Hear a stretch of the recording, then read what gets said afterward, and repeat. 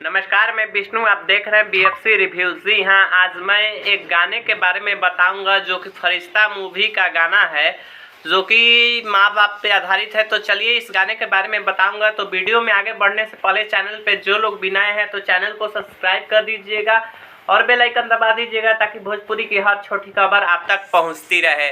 तो चलिए मैं इस गाने के बारे में बताऊंगा। जिस गाने का नाम है दुनिया पागल कहेला। जी हाँ, जो कि खेसारी लाल यादव जी का फरिश्ता मूवी का गाना है, जो कि ये माँ बाप के ऊपर आधारित गाना है, जो कि खेसारी लाल इसमें पागल का रोल किए हैं, जो अपने माँ बाप के लिए बहुत मानते हैं माँ बाप को, और माँ बाप उनके बापूजी जो हैं उनको नहीं मानते हैं। तो ये गाने को गाए हैं बबुआ विकास जी ने, खेसारी लाल यादव जी ने इसमें फीचरिंग किया है, और लिरिक्स कृष्णा बेदर्जी जी जो कि, और म्यूजिक भी कृष्णा बेदर्जी जी ही ने दिया है। दोनों कृष्णा बेदर्जी जी ही ने दिया है। तो गाना बहुत ही अच्छा है, वे म्यूजिक से रिलीज हुआ है। तो आप लोग जाइए उस गाने को प्यार दिला दीजिए ताकि गाना जल्द से जल्द ट्रेंडिंग में आ जाए। तो मिलते हैं अगले वीडियो में, तब तक के लिए धन्यवाद।